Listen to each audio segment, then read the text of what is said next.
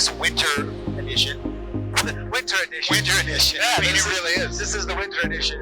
You know. I mean, well, I'm not. Last time I was wearing a down thing. Right. You Yeah, know? a poopy jacket. That's right. So, That's right. I don't know. Maybe there's not as much snow down there this time. Yeah, no, it has burned off quite a bit. We had a death in the family Oh, you did? today. Oh, no. One of the hens. I walked out this morning and I saw feathers everywhere. Wow. All over the yard. And That's never a good sign. so I think Especially in the winter, right? Because hens don't normally lose their feathers in the winter. I don't think they ever lose this many Yeah. unless there's another more sinister party involved. Yeah, a badger or something. Ah, bummer. Took out one of my layers this morning. Yeah. That was a bummer. What are we doing, Tim, visiting farms in the middle of the winter? I mean, what are these guys doing? What is there to see? You know, we headed down to Pasco to one of your clients down there. Yep. And let's talk about winter. What happens in the winter around here? I mean, in the Pacific Northwest, the ground is frozen solid. Frozen solid. And so nothing's growing. Nobody's plowing anything. Like 15 degrees out there. Yeah, it's cold. It feels colder, going 106 miles an hour. You know, this time of year, Kelly, actually is a productive time on some farms.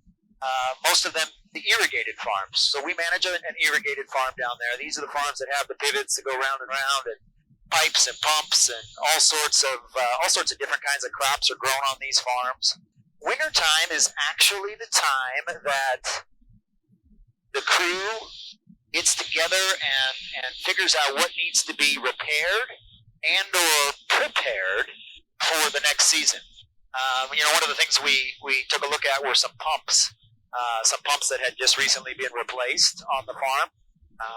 Literally, when we shut down the water in November or late October or whenever it is that the water goes down, the boys out there at the farm take the pumps off. They run them into town, and they don't see them for 3 months.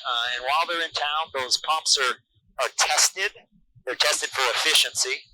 We're trying to move literally millions and millions and millions of gallons of water out onto the land. And those pumps are huge. Yeah, 500 horse pumps. Another thing that they're doing is each of those irrigation pivots, the circles themselves, have a lot of components on them.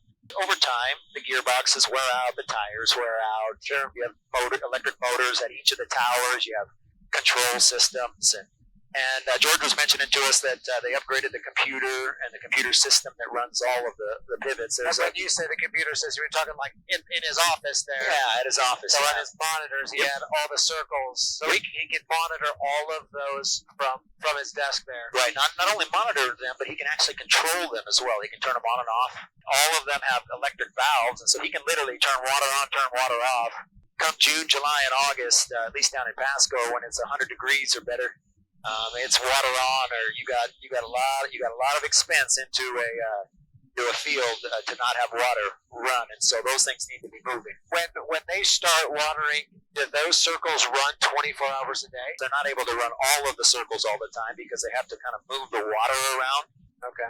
You're not able to maximize your entire system. It's just not feasible because once you fire those big pumps up at the river, you don't want to shut them off again. So the pumps will run for sometimes 3 or 4 months straight without ever shutting them down. Oh, wow. The pumps are there, and then from there up on the fields at the different junctures, you're managing, where the water is being released out onto the land. So, as a farmland manager, are you quieter in the winter because your clients are, or are you busier because they're not busy and you have time to talk to them more? That's a great question. We actually, in our business, because we represent landowners, the year end and then the subsequent months of January and February are actually very busy because we're compiling all of their financial things. Where we handle all of their. I may not be out and about as busy traveling, but I definitely we have plenty to do at the office, and it is just like that. It's communication, and like our previous video at the Ag Show, we'll go and do the Ag Show because there I can have a booth and see 30 or 40 of my tenants, in one place at one time. I guess it's just a different time. It's we're gonna in our farm management business come March, end of March, and really April and May and June are our busiest out of the office flying or driving. Hopefully, flying as much as possible. Although, if it's raining, we'll be happy about that. That's always the asterisk when Tim says, "I hope to be flying to your farm, but I want to fly between rainstorms." Between rainstorms. Just to be clear, this is the time where they're making their plans, for the year, and then those plans will start here. Not very long. I mean, even though it's cold out there, they're thinking about it, and they're making sure that they have the backing that they need for the year, and that they can do what they need to do. it's awesome. I'm sure grateful for food. Yes. And I'm grateful for the guys that grow it, and for the pumps that are running for 3 months straight to make it happen.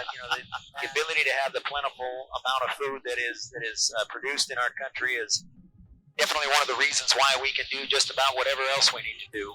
Somehow the farmers are going to continue to take care of us, I have no doubt. Absolutely. It's going to be a good year, and it's going to be a good year because we work hard, and we're doing everything that we can to place it in and take care of people. Yeah. So like we always say at Farmland Company, we love your dirt.